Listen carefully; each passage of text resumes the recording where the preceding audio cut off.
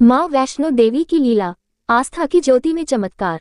कटरा शहर जम्मू कश्मीर का वह छोटा सा कस्बा है जो हर साल लाखों भक्तों को अपनी ओर खींचता है।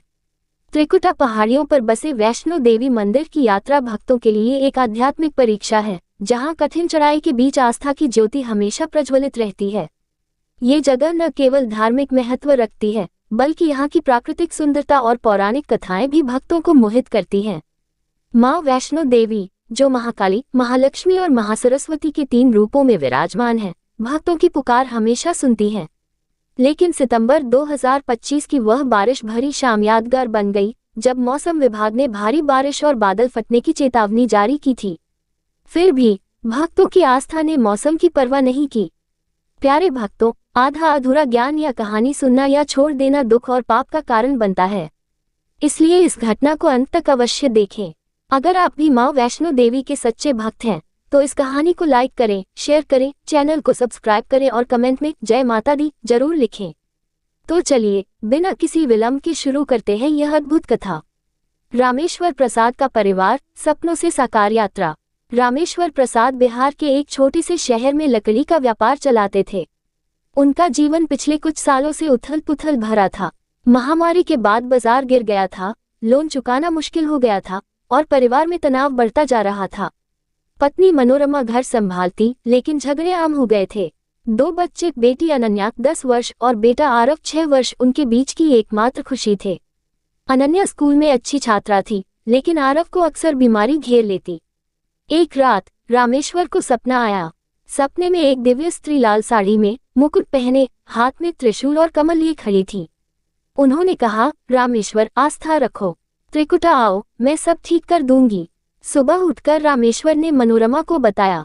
मनोरमा ने कहा, ठीक है, माँ पर भरोसा रखो, लेकिन बच्चे छोटे हैं, यात्रा कठिन होगी। अनन्या उत्साहित हो गई, पापा, मैं घोड़े पर चढ़ूंगी, माँ वैष्णो देवी को चॉकलेट दूंगी। आरव ने कहा, मैं तो पैदल चलूंगा, माँ को देखने जाऊंगा। परिवार ने तय किया कि सितंबर 2025 में यात्रा करेंगे। रामेश्वर ने पैसे जुटाए, ट्रेन बुक की। रास्ते में उन्होंने वैष्णो देवी की कथा सुनी, कैसे वैष्णवी ने भैरवनाथ का पीछा किया, गुफा में 3 पिंडियां बनी और भैरव बाबा को दर्शन दिए। रामेश्वर सोचते, माँ मेरी समस्याओं का समाधान करेगी। ट्रेन में एक बुजुर्ग ने कहा, बेटा, यात्रा में आस्था रखना, माँ सब देख रही हैं। कटरा पहुंचते ही हल्की फुहारें शुरू हो गईं, लेकिन उत्साह कम न हुआ। सुनीता देवी और राहुल, आस्था बनाम विज्ञान। उसी ट्रेन में सफर कर रही थी सुनीता देवी, लखनऊ की 60 वर्षीय विधवा। पति की मृत्यु के बाद जीवन सूना हो गया था। हर साल वे वैष्णो देवी आती, मानो मां से बात करने।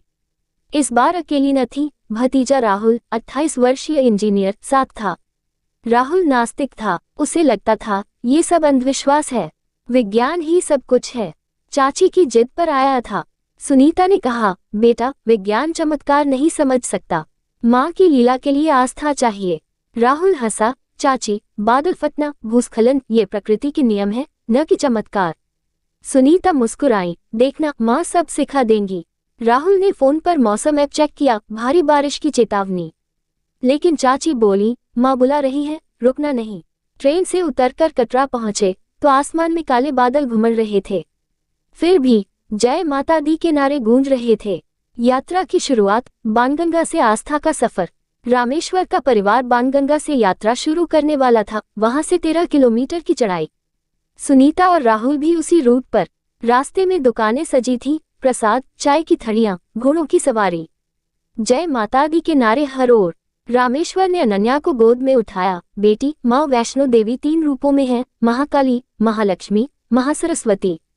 उनकी कृपा से सब ठीक हो जाएगा। अनन्या उत्सुक, पापा, क्या माँ सच में गुफा में रहती हैं? क्या वे मेरी बात सुनेंगी? रामेश्वर हंसे, हाँ बेटी, वे भक्तों की पुकार सुनती हैं, जैसे तुम्हारी सुन रही हैं। मनोरमा आरव को पीठ पर लादे चल रही थी। सुनीता धीरे धीरे चल रही थी, राहुल उनका सहारा। राहुल बोला, चाची, ये रास्ता संकरा है, बारिश हो रही है, रुक जाओ। सुनीता बोली, बेटा, माँ की कृपा है। जैसे जैसे ऊपर चढ़ते गए, बारिश तेज हो गई। पहले हल्की फुहार थी, जो राहत दे रही थी, लेकिन जल्द ही मूसलाधार। एक बुजुर्ग भक्त बोला, ये तो मौसम की मेहरबानी है। रामेश्वर को चिंता हुई, मौसम विभाग ने चेतावनी दी थी, मनोरमा ने हाथ जोड़े, माँ पर भरोसा रखो। विकराल रूप, बादल फटना और भूस्खलन का कहर। शाम ढलते ढलते बारिश ने विकराल रूप धारण कर लिया। बाणगंगा नदी उफान पर थी, पहाड़ियों से पानी की धाराएं बह रही थीं।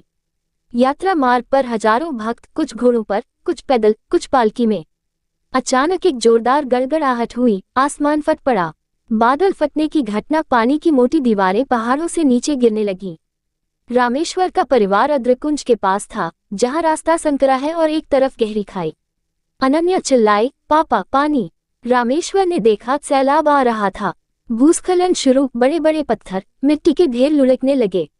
भक्त चीखने लगे, जय माता दी, बचाओ माँ। मनोरमा ने आरव को सीने से लगा लिया, लेकिन पानी की धारा इतनी तेज थी कि वे बहने लगे।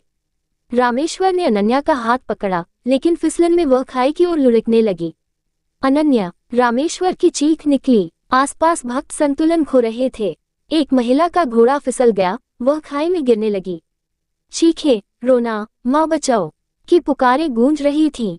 सुनीता और राहुल हिमकुंड के पास थे। राहुल ने सुनीता को पकड़ा, लेकिन भूस्खलन ने अलग कर दिया। सुनीता एक पत्थर से टकराई, बेहोश हो गई। राहुल चिल्लाया, चाची, लेकिन पानी उसे बहा ले गया। वह सोच रहा था, यह अंत है, विज्ञान कुछ नहीं कर सकता। आपदा इतनी भयानक थी कि पूरा मार्ग तबाह। पत्थर भक्तों को कुचल रहे थे, पानी सब बहा ले जा रहा था। अधिकारियों ने यात्रा रोक दी, लेकिन देर हो चुकी थी। समाचारों में रिपोर्ट आई, सैकड़ों फंसे, कुछ घायल, लेकिन उस रात अंधेरे में जान पर बनी थी। रामेश्वर अनन्या को बचाने दौड़े, लेकिन खुद फिसल गए। वे दोनों खाई की ओर लुढ़क रहे थे। मनोरमा और आरव भी बह रहे थे। चमत्कार की शुरुआत, मां का प्रकटीकरण। तभी अंधेरे में बारिश की तेज धारों के बीच एक चमकदार रोशनी दिखी। पहले भक्तों को लगा बिजली है, लेकिन रोशनी स्थिर थी, मानो कोई दिव्य आकृति। रामेश्वर, जो अनन्या को पकड़े खाई के किनारे लटक रहा था, ने ऊपर देखा। वहां एक स्त्री रूप खड़ा था, लाल साड़ी, मुकुट, हाथ में त्रिशूल और कमल। माँ वैष्णो देवी, किसी ने चिल्लाया। ये भ्रम न था। दर्जनों भक्तों ने देखा, माँ स्वयं प्रकट हुई। वे दौड़ती हुई आईं, मानो हवा में उड़ रही हों। उनके कदमों से पानी रुक गया, पत्थर स्थिर हो गए। रामेश्वर की आंखें फटी की फटी रह गईं। माँ ने हाथ बढ़ाया, एक अदृश्य दीवार बन गई, जो सैलाब को रोक रही थी। अनन्या, जो खाई में गिरने वाली थी, अचानक ऊपर उठी, मानो कोई अदृश्य हाथ उसे खींच रहा हो। रामेश्वर भी सुरक्षित हो गया। मनोरमा और आरव पानी से बाहर आ गए, जैसे कोई शक्ति उन्हें उठा लाई। सुनीता, जो बेहोश थी, उनके पास माँ पहुंची। माँ ने माथे पर हाथ रखा, सुनीता की आंखें खुल गईं। माँ, सुनीता ने कहा। राहुल, जो बह रहा था, अचानक रुक गया। वह देखता रहा, माँ की आकृति पूरे मार्ग पर घूम रही थी, भक्तों को बचा रही थी। एक जगह, जहाँ एक परिवार पत्थरों के नीचे दबा था, माँ ने त्रिशूल से पत्थर हटाए, वे सुरक्षित निकले। एक बुजुर्ग, जो घोड़े से गिर गया था, माँ के स्पर्श से उठ खड़ा हुआ। एक बच्ची, जो पानी में बह रही थी, माँ की गोद में आ गई। चमत्कार इतना अद्भुत था कि भक्तों के रोंगटे खड़े हो गए। दर्जनों भक्तों ने अपनी आंखों से देखा, माँ ने सैकड़ों जानें बचाईं। एक भक्त बोला, माँ ने हमें गले लगाया। एक अन्य ने कहा, पानी रुक गया, जैसे माँ की आज्ञा मान रहा हो। बारिश धीरे धीरे रुक गई, बादल छट गए, चांदनी रात हो गई। माँ की आकृति ने कहा, मेरे बच्चों, आस्था रखो, मैं हमेशा तुम्हारे साथ हूँ। उनकी आवाज गूंजी, मानो पहाड़ बोल रहे हों। फिर वे गुफा की ओर लौट गईं, लेकिन जाने के बाद मार्ग पर फूल बरसने लगे, असली फूल, जो कहीं से आए थे। भक्त रो पड़े, जय माता दी, बचाव और नया जीवन, आस्था की विजय। आपदा के बाद बचाव दल पहुंचे, एनडीआरएफ, एसडीआरएफ, सेना। लेकिन भक्तों ने बताया, माँ ने बचाया। रामेश्वर का परिवार सुरक्षित था। अनन्या बोली, पापा, माँ ने मुझे उठाया, मैंने उनका हाथ महसूस किया। मनोरमा रोई, माँ की कृपा से हम बचे। सुनीता उठी, राहुल को गले लगाया। राहुल, जो नास्तिक था, अब आस्थावान, विज्ञान सीमित है, माँ की लीला अनंत। सुनीता खुश, बेटा, अब समझ गया ना। सभी भक्त गुफा में माँ के दर्शन किए।